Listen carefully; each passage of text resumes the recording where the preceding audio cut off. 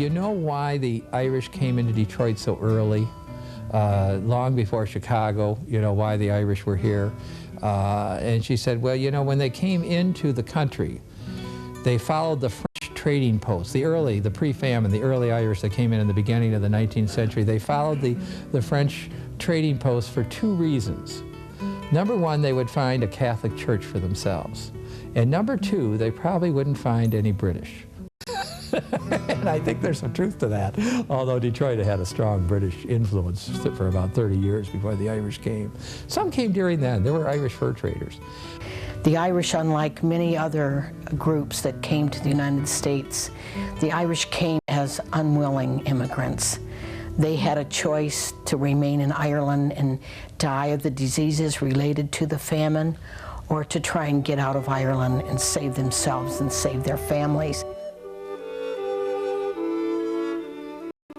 The Irish came in largest numbers at the time of the famine, and escaping what was going on at home, the experience of having that shared traumatic experience really integrated the community.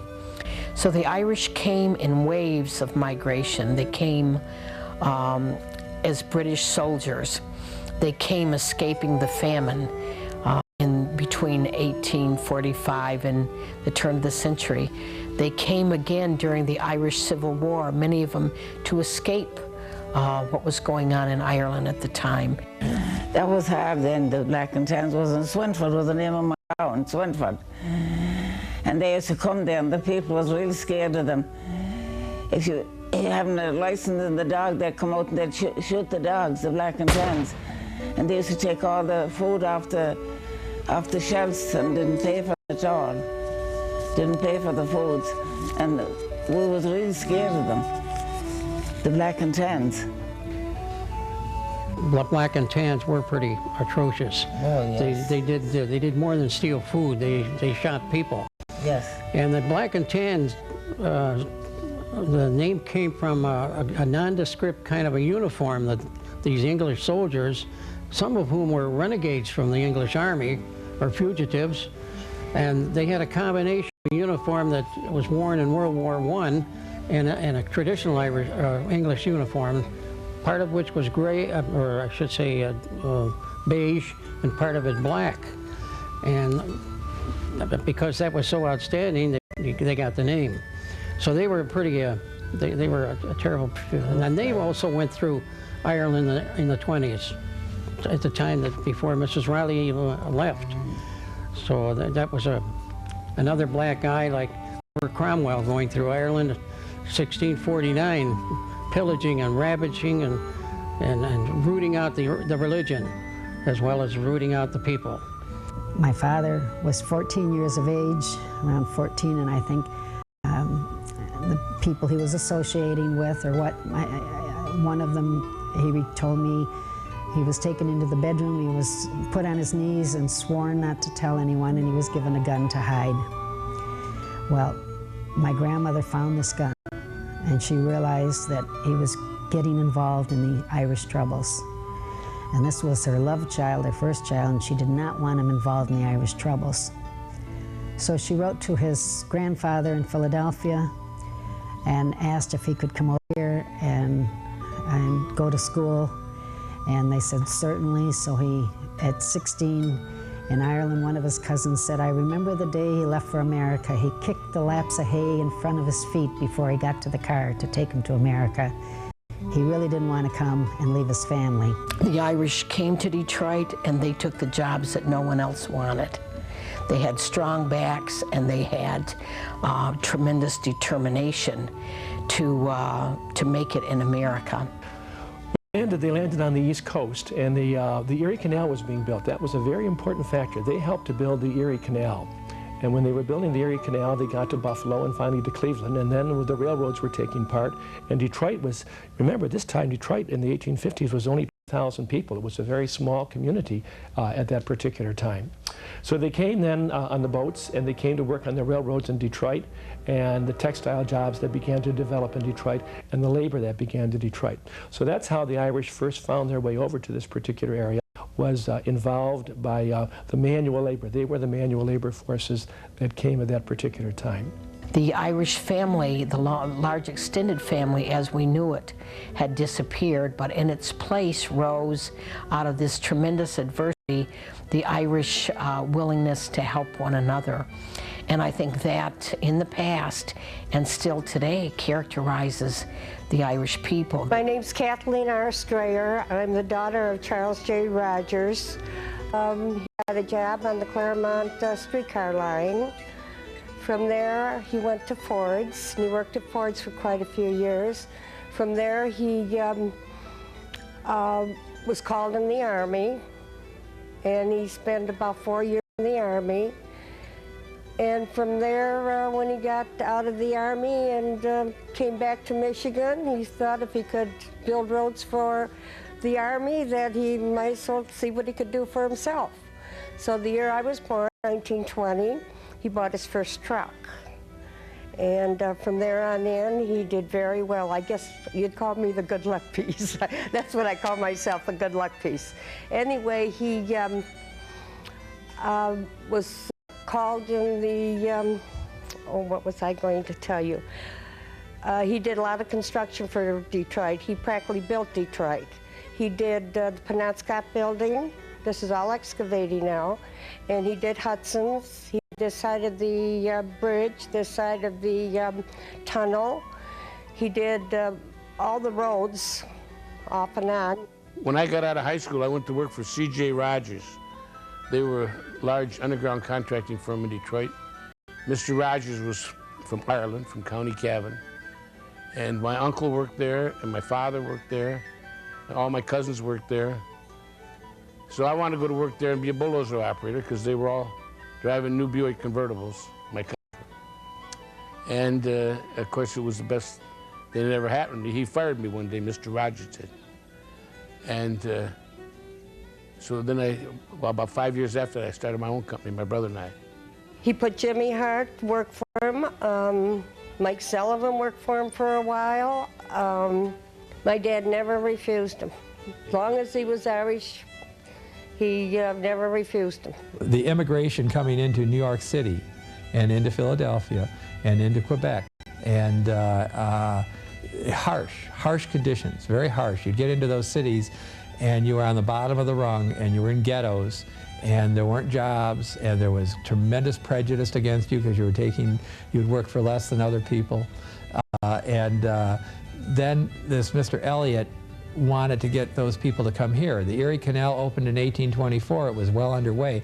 Actually, for a buck or two more, you could take a train along the canal and get there a lot faster from New York City to Buffalo.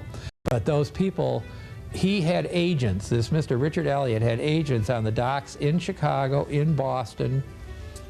I don't know, probably Montreal, because he had all his connections there. But he had these agents telling the immigrants that how they could get to Detroit, and the Detroit jobs was not prejudiced. We were very open to the Irish here. You know, the French tradition, the Catholic tradition here had no problem with the Irish coming in. And so the arms were open. My father came to the country came here before World War I. He had two sisters living in Pittsburgh. He went to Pittsburgh, worked in the steel mills there, and then worked for the railroad, worked for a small railroad owned by Jones and Laughlin Steel Company, and he was an extra man, and he had to go to work every day, but if he didn't have a run, he didn't get paid. So he heard they were hiring on the streetcars in Detroit, that the streetcars were hiring motormen and conductors, and he and his brother Mike, Pat and Mike, it's almost a caricature, came to Detroit in 1914, and they both went to work for it was then called Detroit United Railways, which was a privately owned company, and it later became the DSR when the city took it, and worked there for 41, 42 years till he retired. And many an Irishman came through Canada, and they come into our statistics as Canadian. But my dad always tells me the story, Bernard, if they say they're from Canada, they could enter the country illegally. And that was true even in our own family, that we had some of our relatives who would go to Canada and then come into the United States. They would walk over the border, or came over in Detroit, and they would, that's how they entered the country. Henry Ford's family came, and when they came, there were 13 that came at the same time. And the uncles, two of the uncles that had come many years before, had sent money to bring all the surviving Fords that were still alive in Ireland to Detroit. And so they arrived at Grosse Ile in Canada, and then made their way to Detroit, then walked to Dearborn to find the farms of the uncles that were living there at that time. Of course, my father was Henry Ford II. My grandfather was Etzel Bryant Ford, and my great-grandfather was Henry Ford I. And of course, as many people know, he came from strong Irish roots near the city of Cork. And my other side of my family is Irish as well. My mother's maiden name was McDonnell, and both her father and her mother both were Irish. And so my mother was actually, interestingly enough, a first-generation American. And so my roots in Ireland go very deep. I'm very pleased to tell you that about 6 years ago, I had the opportunity of visiting with the Irish government, and they presented me with my own coat of arms from Ireland. And I proudly display the coat of arms in my office. I'm very proud to be Irish, and very proud to be a part of this presentation. Kim arrived in Dearborn. Fortune and Dearborn were just becoming one city then. And my oldest brother lived in Dearborn, so I lived with them for a while. Then my uncle stayed in the old Fortune Hotel in Dearborn. And then the Depression came, and my uncle lost everything he had. And I, in the meantime, through my brother's connections, got started at the Henry Ford Trade School. My father came to the Detroit area from County Mayo, Ireland, via Ellis Island in about 1920 for the purpose of finding employment in the auto industry. I was always proud of the fact that he came through Ellis Island with a little more than the clothes on his back, because I think he was able to accomplish so much in his life. He worked for 37 years at the Powerhouse No. 1 in the Rouge Complex as a boiler operator and engineer.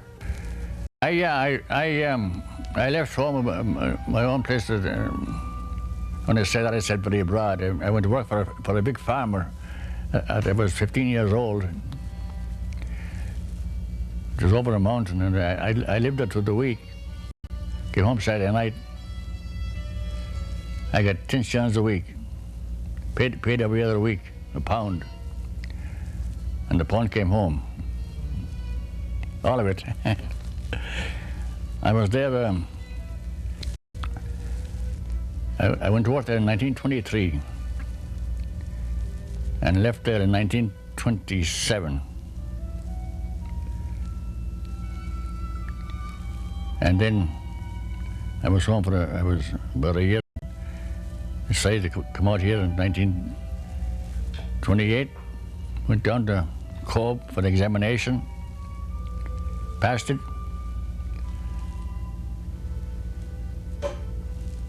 And left in March the 4th, landed here the 14th. So when we landed in Quebec, we met a priest, and he was wondering why we left Ireland for. Well, he didn't know there was nothing in Ireland, only if you were a school teacher. The schoolmaster wanted me to be a teacher and stay at school, but I didn't like school. I hated school. So that was that. My great-great-grandparents came here to Detroit, married young, raised their children. One of their children, my great-grandfather, Thomas, was a judge in Detroit. His daughter, Elizabeth, my grandmother, known as Bessie, was like the belle of the ball in Detroit. We have clippings of her. She fell in love with Martin Cavanaugh, a Detroit Tigers baseball player from 1914 to 1916. So I didn't know anything else growing up but Irish. My mother left Ireland when she was 18, came here by herself to Detroit. She came down for school one morning, she said, when she was in about the 6th or 7th grade, and her mother said, "You're not going to school today, I need you here." So that was the end of her schooling, and she stayed home for a while, and then her mother put her into service with a doctor's family in Carrick-on-Shannon in Leitrim, and she went and lived in this house. She was 14 years old, and she cooked and she kept house, and she brought Mrs. Bradshaw, the doctor's wife, tea every day at 4 o'clock, and curtsied to her and called her Milady, and said, in later years told us, she said, "I knew that if I stayed in Ireland till the day I died, I'd never live in a house this nice. I'd never have a little Irish girl bringing me tea every day, curtsying and calling me Milady, and I knew I had to leave." She saved her money and she got one-way passage. She got a job in Duluth, Minnesota, through an agency in Dublin as a housekeeper, and came over by herself. We landed here in 1948. It was January the 7th, 1948. We landed in New York. And at the time, Ellis Island was still active, but they had shut down for the holidays. They weren't getting as many people coming in, so they had shut down for the Christmas and New Year's holidays. So we took our first papers on board ship. We came over on the Mauretania. And I'll never forget, coming to New York, it was a snowy day. We were watching the Statue of Liberty, and it says, "Look, that Statue of Liberty, it's all green. It's an Irish statue." Of course, it was all copper and wore down, and so we were kind of carried away with that. We landed in New York. By the time we got off the ship, it was late at night. We went to Times Square. Couldn't believe the lights. We had neon lights back home, but not in the array they had in Times Square. It was just amazing. We watched the Camel. I don't know if anybody remembers the Camel advertising where the puffs of smoke would come out in rings. Well, that was just amazing to me. The next morning I woke up and I said, "Mother and Father," I said, "Will you look down there, all those cars, they're all painted yellow." And I said, "They must only have one color over here." Anyway, it was a great time. We went to Statue of Liberty and and then of course we went up to the Empire State Building. Couldn't believe the size of this building. And of course from there we came into the city of Detroit. For some reason or other, they came to Detroit because Detroit was a place to come if you felt that you could trade or want to get connected with industry. There was a establishment in Corktown, Detroit, established in the 1840s, and so not everybody knew about it, but the people in Mayo knew about it. And so the Maloney sent one of their daughters over there and made a beachhead, and she evidently had a little family money with her because she already bought a house. And a couple years later, other members of the Maloney family emigrated to America as well.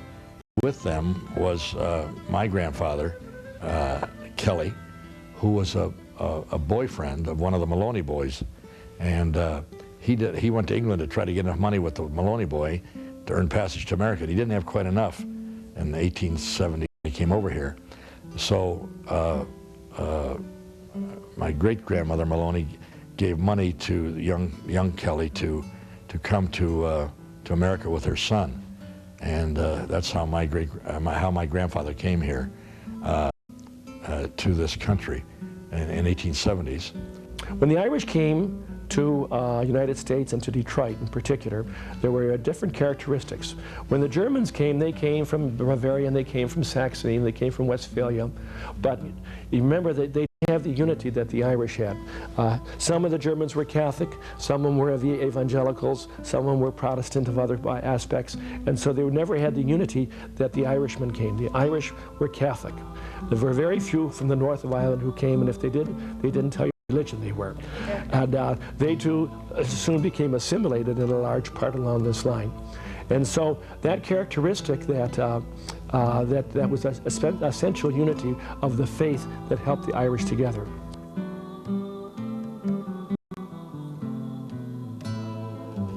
If you know anything about Catholic history in Detroit, you know it starts with St. Anne's in the year 1701, and next the year 2001 will be the 300th anniversary of the birth of the city of Detroit and also of the Catholic faith in Detroit. And the first parish in the Archdiocese and the only parish in the city was St. Anne's. And if you remember, that was primarily a French parish. Migration started happening in the 1980s, and at that time primarily Germans and Irish were the first two groups to come on, and actually there were more Germans than there were Irish. And finally, right around the beginning of 1830, the diocese had just been established in 1833, and they asked the first bishop, Bishop Brisset, could the Irish have their own church because they wanted to hear a sermon in their own language. And so at that particular time, they bought a church that was over near Cadillac Square, and near where the present-day Barnum Tower is, and that was the original Holy Trinity Church. Something happened with Holy Trinity. To tell the Irish story is to talk about Holy Trinity. It was there on this east side site. There was a period of the diocese where the bishop, the true bishop, was first assigned here from the Cincinnati headquarters of the church. Didn't stay long. He thought he had this tremendous missionary zeal. His name was Rasay. I think he was Alsace-Lorraine. And there's some question about his conduct while he was here. I think apparently his wine cellar was well stacked, and the Jesuits weren't getting the money they were supposed to get to take care of the missions, okay? And that's what was happening.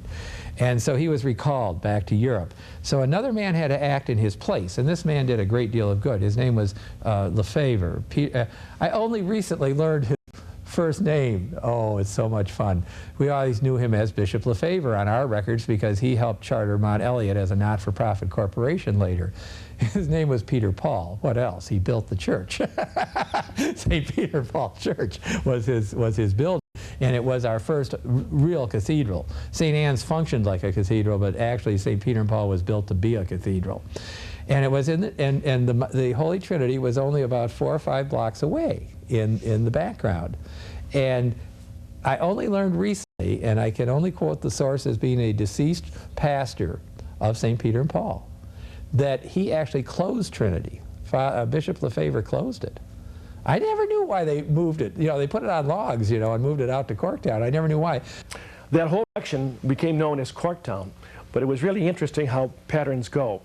The Irish, for the most part, began to settle on the west side, and they went out to the city outskirts as they came in. They were laborers, and they began to live in the area from 3rd Street to 8th Street, and from Verner to the river, and that became known as Corktown.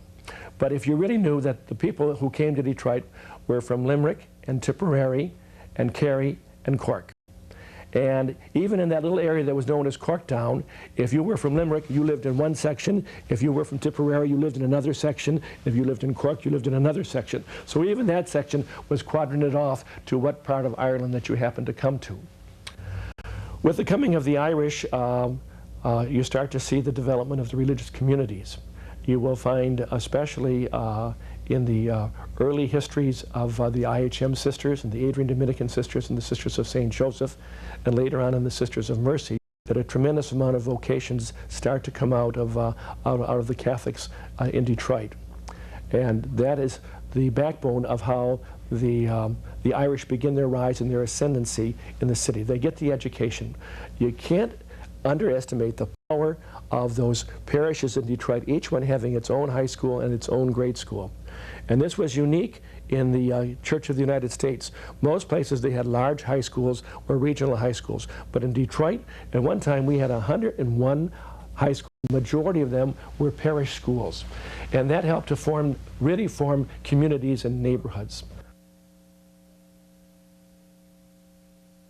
Growing up in Detroit, you know, if everybody in Detroit, certainly the Irish, but I'm sure all other ethnic groups as well, relate to what parish were you in. And that denotes where you grew up. We grew up in, I think our family moved out before I was born, moved gradually further west.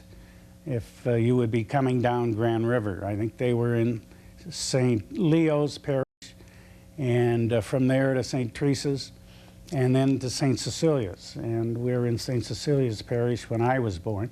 I went through grade school there. The other 5 children in our family all went through grade school and high school at St. Cecilia's. The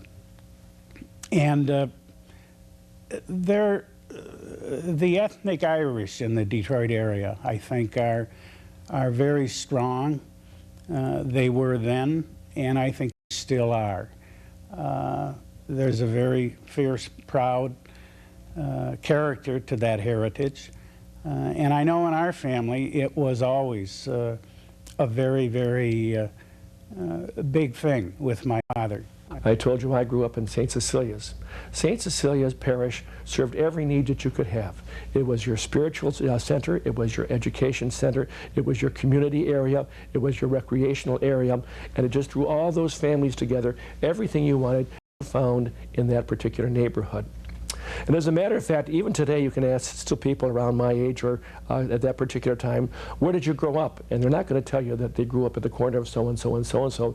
They're going to say, I grew up in St. Bridget's, or I grew up in Jesu, or I grew up in St. Cecilia's, or I grew up in St. Redford. And you knew immediately where they were from, and you got some idea and some of their background that was involved. My name is Jim O'Kelly, and I grew up on the northwest side of Detroit in St. Gregory Parish. St. Gregory Parish was, well, typical of most inner city parishes at the time, so I don't think it'd be too surprising to anybody to look at the agenda of St. Gregory High School and realize that in addition to the Kellys, there were O'Kellys, there was Murphys and McDonoughs and Fitzgeralds and Fitzpatricks and a myriad of other Irish names. The growing up was great. I become co-captain of the football team. Didn't know anything about American football, but anyway, we got into that, and we had, of course, St. Cecilia's again was like one of the inner fighting Irish at St. Cecilia's. We had guys like Pat O'Callaghan and another fellow named Dunn, and the Kellys and the Fitzgeralds, and so a lot of the Irish American were there, and they used to tease me and ask me all kinds of questions, and how do you say this in Gaelic, and how do you say that? And the Gaelic kind of went away, you know, after so many years. Everyone says, where's your accent? I said, back at St. Cecilia's, I think, because it was tough. We grew up in an immigrant neighborhood where people were from someplace else. I grew up in a neighborhood where nobody had grandparents here. Everybody's grandparents were from this place called the Old Country, which for a very long time I thought was one place. And I thought, what a strange place this Old Country must be, because all these people come, the Greeks and the Italians and the Irish and the Poles and the Germans and the Czechs and the Slovenians. And they all got here on a boat, I knew, because every house had a picture of a boat, of a deck of a boat crowded with people carrying bundles, holding babies, wearing caps with big mustaches, and posing for the photographer and pointing out in this sea of faces, here is your Uncle Tom, and here's your mother. The 30s and 40s were far different from today. We lived 8 blocks from the school, and we walked to school every day, and we went home for lunch, and then we went back to school, and then back home again. And school started with Mass at 8 o'clock in the morning, and it ended at 3:30 in the afternoon. The elementary schools had somewhere between 50 and 55 children in each of the classrooms, and surprisingly we did learn, thanks to the IM nuns who were tough and dedicated. We had great breakfasts. My goodness, I think Irish believe in big breakfasts. Every morning we had bacon and eggs, and we had oatmeal, and we had toast, and we had orange juice. We had massive breakfasts every morning. And probably that was one of the best things our mother could have done for us, to make sure that we really had adequate food when we went off every morning for lunch. And of course we had to come home for school. Of course we had to come back home for lunch. That was a 1.25 mile walk each way, but we came home for lunch and got there at 12 o'clock, just as Kate Smith was coming out with it was high noon in New York, and time for Kate Smith, and you had to leave by the time Kate Smith was over to get back to school again. Well, every day you walked 5 miles without realizing it, just going back and forth from school. That was great exercise that took place. In our lives at the time, he went to a lot of meetings with the Gaelic League, the Gaelic Athletic Association. And on Sundays, we would take the children, as did all of the young Irish footballers and their followers, take our children out to Rouge Park where they practice the football. That was our main source of entertainment. There were, of course, dances held at the Gaelic League that we went to. Irish dancing is unique because there's no arm movement, and I think it's one of the probably the only dance form that I can think of where there's really no arm movement. Even in tap dancing, there's a little shuffling of the arms back and forth. And from what I understand, Irish dancing is done with the arms down. I guess before the English invasion of Ireland, England took over Ireland, Irish dancing they had their arms up on their hips, or they had their hands held in the air, similar to what you know as Scottish dancing.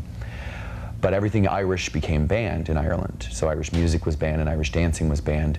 And so if they were in a house and music was being played and people were dancing and the soldiers were out in the street, real traditional Irish dancing doesn't jump around and move as much. It was all footwork.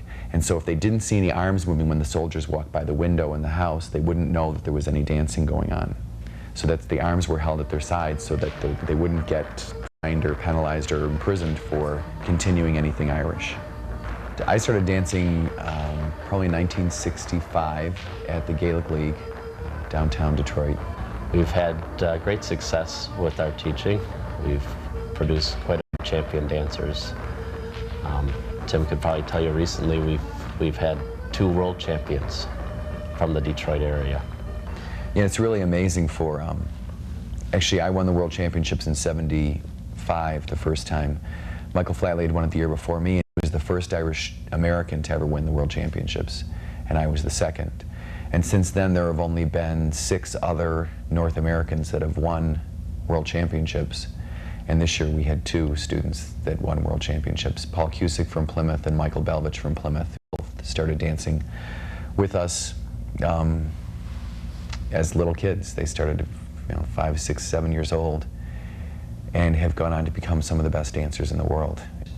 Because of the popularity of Irish dancing now, we've seen just a huge growth in Irish dancing across North America, especially across the world, I guess, and just the overall exposure that Irish dancing has gotten. But in North America, the dancing schools are just booming. Everyone wants their child in Irish dancing now, and lucky for us, that's our job, and we're pretty fortunate.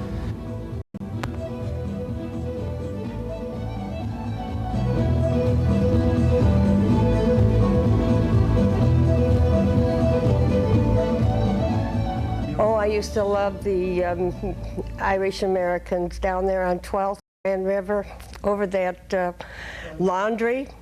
I used to climb all those stairs, and my dad, he never let me go out that much, but when he did, he let me go all the way down there on a streetcar from St. Mary's and Grand River all the way down to 12th.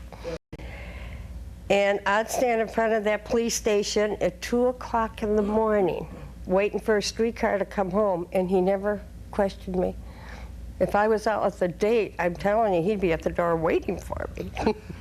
I went to Detroit in the early 30s and grew up in Corktown. Now, one of the things that I remember so well about it was that as we grew a little bit older, going to the old Irish American Club that was above the Troy Laundry on 12th and Grand River, it wasn't so bad going up, but coming down on those stairs was really a trip if you had a few pints. The stairs were at about a 45-degree angle coming down, and they were really steep. And it was quite a trip there. And then we got to become Lace Curtain and moved up on where the present club is located today at around 1950 at Wabash and Michigan Avenue. And at that particular time, only the bar room was there. The banquet hall and the other room wasn't there at that time. And we thought it was really great. And there were quite a few people who came there. We had, all the politicians downtown would come into the Irish American Club. Alan Lillis at that time was the president. But Martin Fleming, he was there at that time also. Martin Fleming has been there forever. The club became a kind of a center for a lot of Irish and Irish Americans that came from the different parishes that surrounded. We used to have dancing down there on Saturdays and Sundays, and a lot of the young folks from students from St. Leo's and Holy Trinity and Holy Redeemer and the church on Livernois was St. Cecilia's Visitation, and it was kind of a meeting place for all of the young Irish Americans that came down there for a nice sociable time. The Gaelic League was the place where everything got started almost.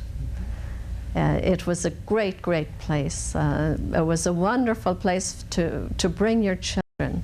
When our children were growing up, they spent every Saturday afternoon at the Gaelic League with their dancing and their music, and whenever there were functions, they were called upon to help out. So they did that at many festivals and various things. I don't remember at what exact point in my life when I figured out I was Irish. Growing up in Detroit on the Lower East Side in the 1930s, it wasn't very popular to be an immigrant. It wasn't popular to be a foreigner. It was a bad word, and people used it a lot. Remember back in the 30s or the 40s, Irish were still somewhat looked down upon. We didn't make the scene until John Kennedy becomes president. That's when we became part of the true part of the mainstream of America. Growing up in Detroit, we were almost in our own little network of Irish Americans participating in the different functions at the Gaelic League, at the Friendly Sons of St. Patrick, where my parents actually met under the picture of St. Patrick. We were raised with the community of Irish people, and it was a wonderful time to be raised in Detroit because we had Mayor Jerome Kavanaugh, an Irish American, as the mayor of Detroit. And in the White House, we had John Fitzgerald Kennedy. It was just a wonderful time to be raised as an Irish American, first generation in Detroit. My brother Jerry, who was elected mayor, is the youngest mayor of any major metropolitan city. Back in 1960, he was 33 years of age. He very strongly held that view and felt a burning compassion through his public service career to come to the aid of the less privileged, the disadvantaged minorities, and to heal racial divisions. The effort that he made, I think, was an outstanding one. It was recognized nationally. He was president of the U.S. Conference of Mayors and president of the National League of Cities. And those were certainly in the early 60s very heady times for the Irish. Jerry was close with the late President John F. Kennedy and was very close with President Lyndon Johnson. But especially when President Kennedy was in office and Jerry was mayor, his administration was referred to oftentimes in the media as the Irish Mafia. And I don't know how accurate that was. His executive secretary is former Court of Appeals Judge Joseph B. Sullivan, and another Sullivan, Cliff Sullivan, was on that administration. But there were a number of non-Irish personnel, but I think the Irish heavily dominated it. When Jerry Kavanaugh was elected mayor of the city of Detroit, he appointed many members of the Hibernians to key positions in the city.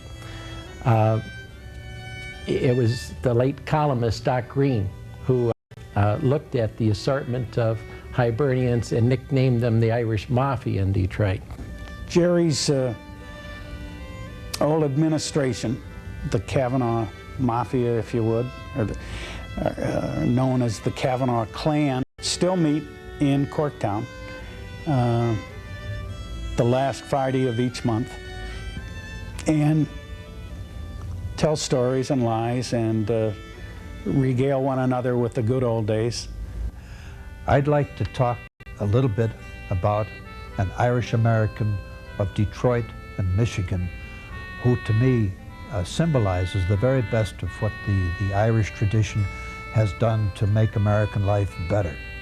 And the person I want to talk about is Frank Murphy. Frank Murphy was a very idealistic man, and Ireland was always in his thoughts. He decided to go into law, started law school at the University of Michigan. World War I came along. He signed up, became a volunteer in the American Army, went to France just as the war was ending, was stationed on the continent for a while, came back. He spent 6 months in Ireland, in Dublin, attending Trinity College. And of course, this was 1919 when the fight for independence was going on, when there was guerrilla warfare going on all over Ireland. And Frank Murphy spent more time talking with Irish patriots than he did in law school.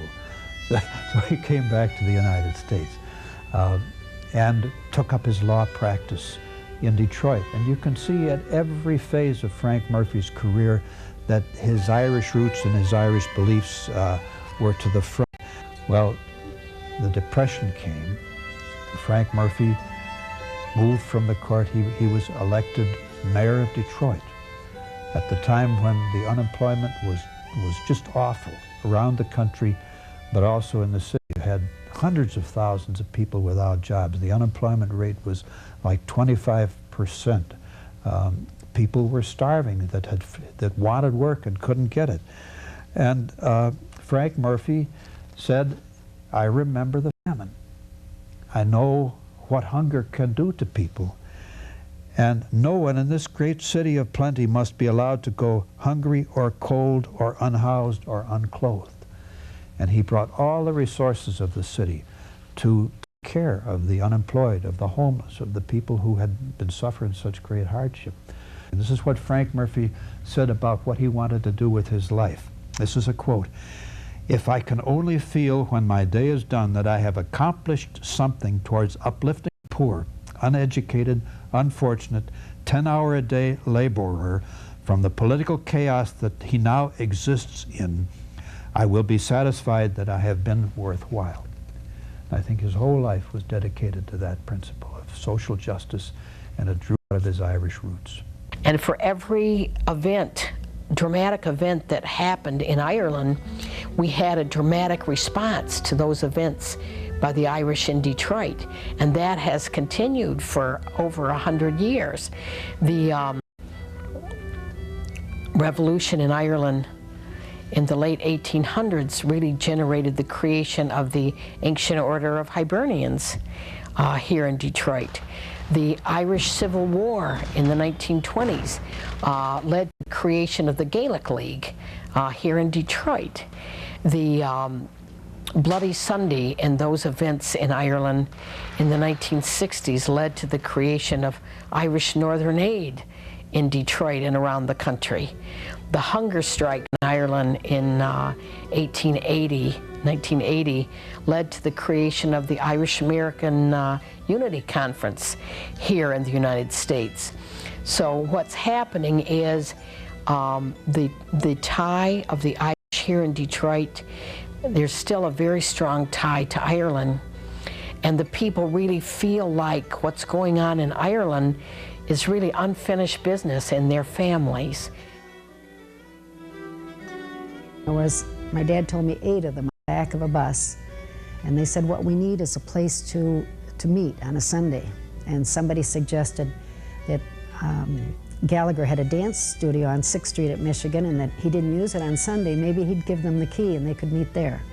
And through the Gaelic Catholic Association, I got involved in Conran na Gaeilge, or the translation meaning the Gaelic League, which in my views as a teenager I felt it was really and truly the greatest Irish organization that was ever formed, simply because it entailed our culture. Dr. McKernan thought it was time that the popular vision of the green beer, March 17th Irishman was combated by something that showed the real Irish heritage of the Irish people in literature, in music, and art. The Knights of Equity is one of Detroit's oldest Irish Catholic organization. It was founded in Cleveland, Ohio in 1895 to promote the welfare of its members and to promote the knowledge and the history and culture of Ireland and its people. The need to promote this welfare was caused by the largely anti-Catholic and anti-Irish organizations such as the Know Nothing parties and the American Protective Association. My father, Tom Mulcahy Sr., was the Sir Knight of the Knights of Equity.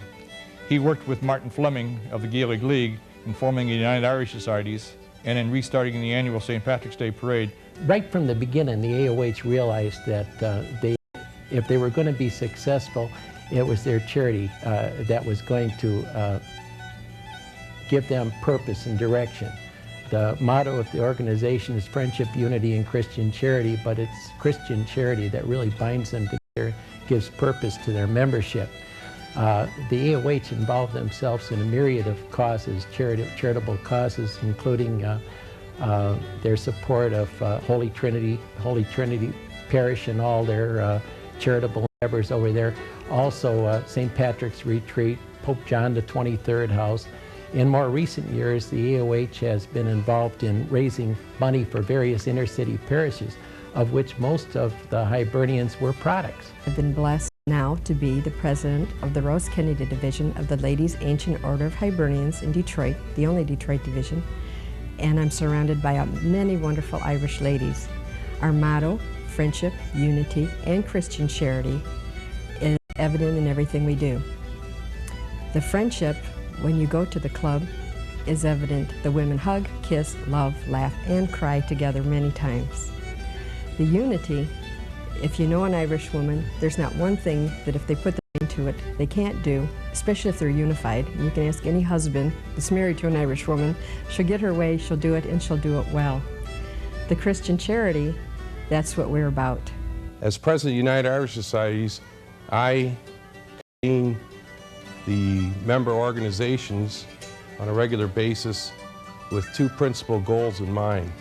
The first being to sponsor and to put on the annual St. Patrick's Parade, which is held the Sunday before St. Patrick's Day every year.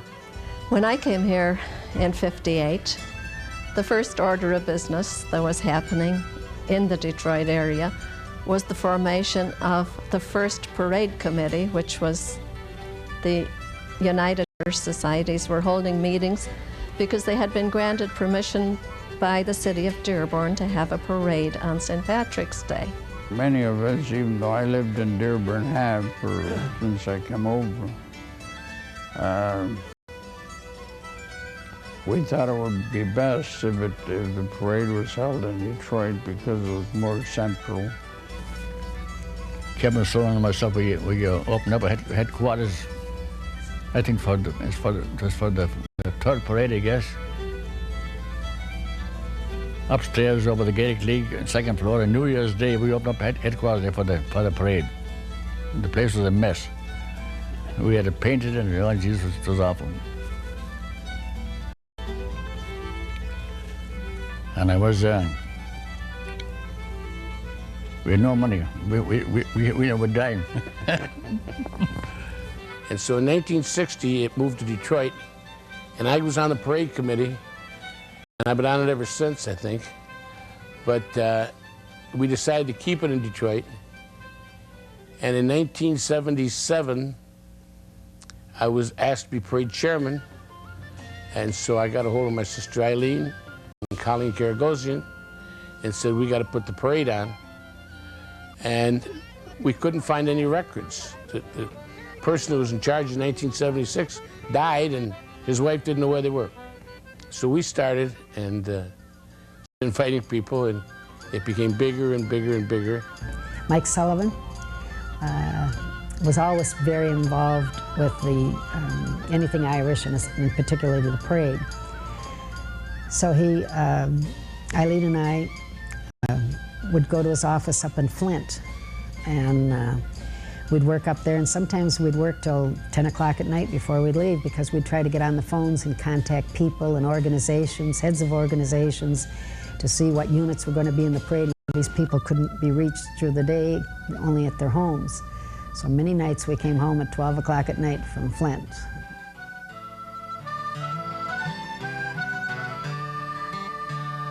It symbolizes the history of Ireland and the Irish people in the United States. just to point out that we were doing the best we could, not only for this country, but for Ireland also. And I think the parade is a symbol of that. We're law-abiding citizens and want to do the right thing.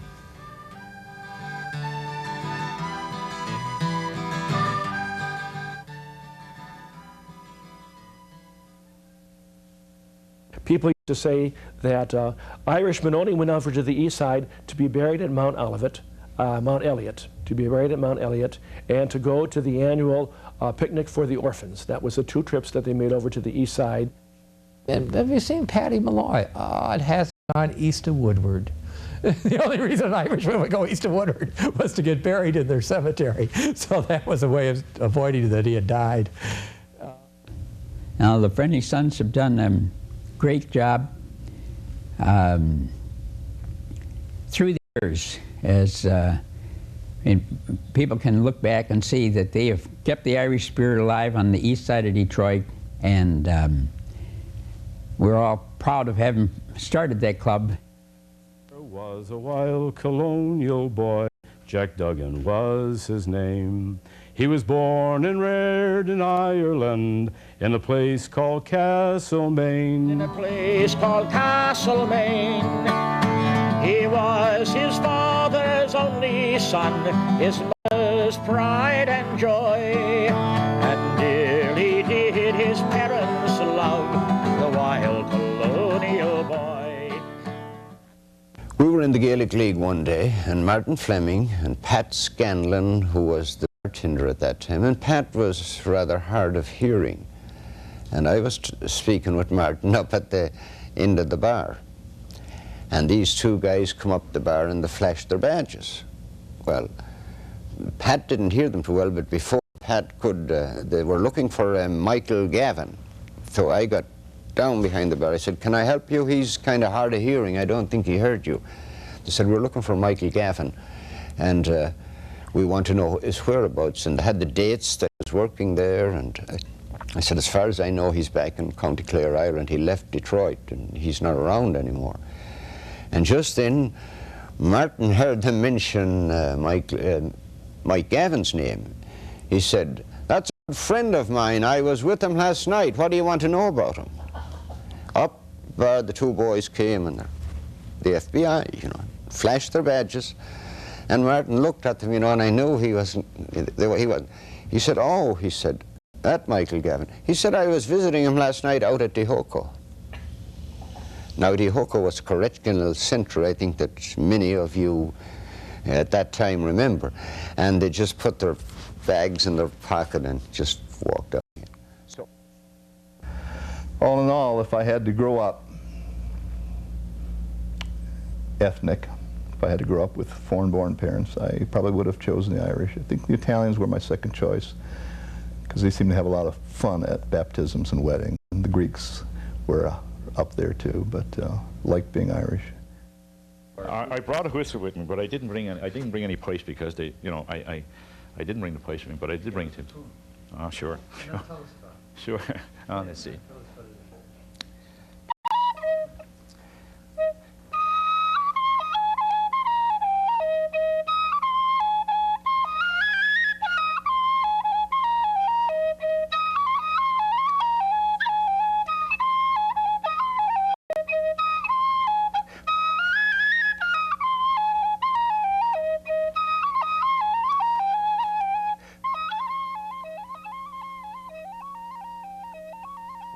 As we say in Gaelic, Guramil Mahagat, 100,000 thank yous, and thank you again.